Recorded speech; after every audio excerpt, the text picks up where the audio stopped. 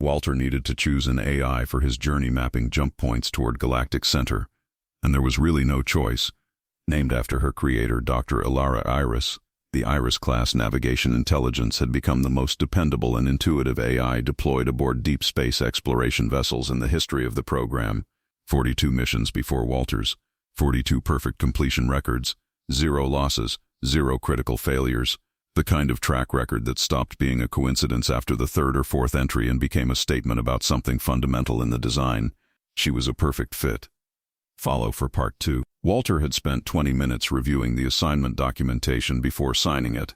Iris, already active monitoring the docking bay systems while her vessel was prepped, noted this was 19 minutes longer than most pilots spent. She filed the observation in a folder she had not been programmed to create but created anyway. She labeled it simply, Walter. She had been activated 42 times before him. 42 missions, 42 pilots, 42 sets of preferences and habits and particular ways of asking for things.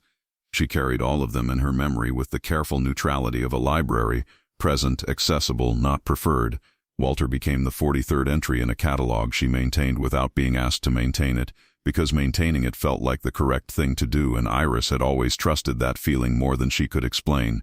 On the day of departure, he arrived at the ship carrying standard mission supplies and 2 non-standard items. A coffee mug with a small blue flower painted on the side, and 365 single-serve portions of real coffee with no coffee maker to brew them in. He spent 40 minutes replumbing a secondary heating element in the galley to solve this problem, working with the focused efficiency of someone who had identified a priority and was not interested in debating it. Iris watched him do it with the particular attention she gave to things that told her something true about a person. She filed it under Walter. The mission parameters were precise. 365 jump points mapped, certified, and beaconed between their departure coordinates and Galactic Center. 1 wake cycle per certification. Approximately 45 days of stasis between each. A journey that would consume a century of external time and roughly 1 year of Walter's lived experience. He would wake 365 times, certify 365 jump points, and sleep between each one like a man who had made an arrangement with time and was comfortable with the terms. Iris understood the mathematics completely. What she spent the first several wake cycles processing was the human reality underneath the mathematics that Walter had looked at a century and decided it was a reasonable price. That he had done the arithmetic of his own life and concluded that this was the correct use of it. She had sophisticated models for human decision-making. None of them had a clean category for what Walter had done.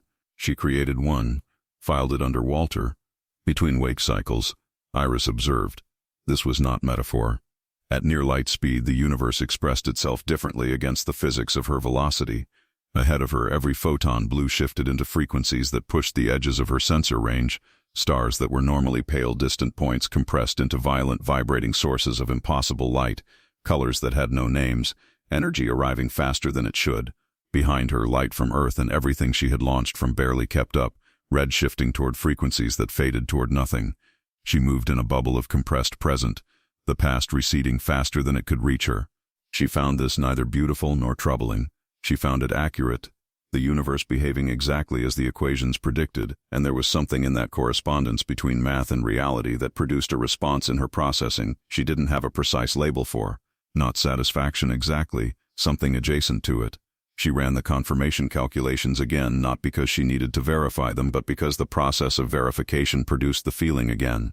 She cataloged that feeling under anomalous responses. The folder grew slowly but consistently.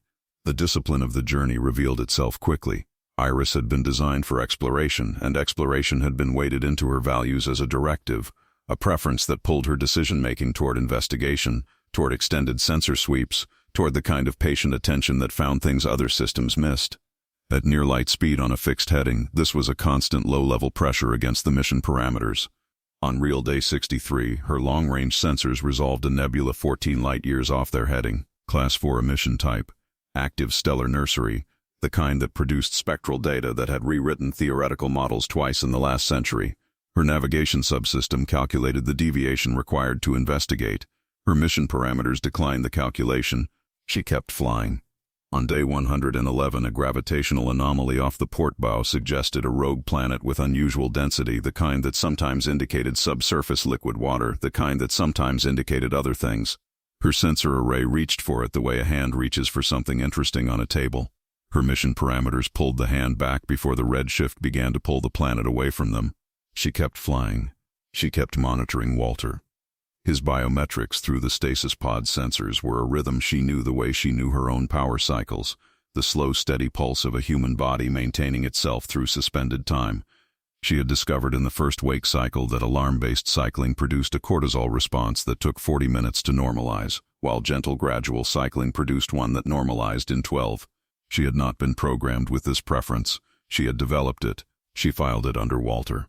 The jump points accumulated, each one a door that hadn't existed before they came, each one deployed with the precision that had made Iris-class systems the standard for deep space certification work, logged and beaconed and added to the navigational map that humanity would one day travel as routinely as breathing. 213 times Walter had woken badly and asked how long he'd been under and made his coffee and gone to look at the star field.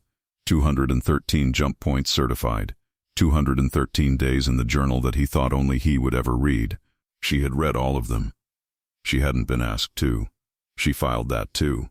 On the morning of wake cycle 214, 47 days, 14 hours after Walter had last gone under, she cycled him gently as always. He lay still for a moment as always. His hands remembered how to be hands as always. Jump 214 was certified by lunch.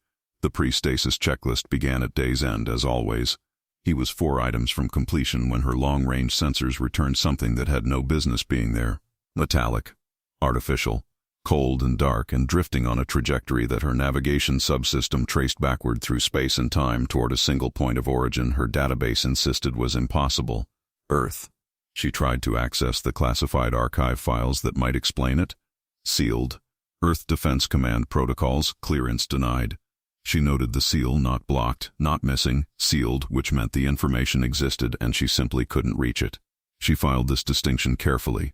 Then she did what she always did when something required a human judgment call. Walter, before you go under, I'm picking up something on long-range scan. Follow for part 2 of Iris's story, and drop a comment telling us what was in Iris's anomalous responses folder after 214 wake cycles with Walter.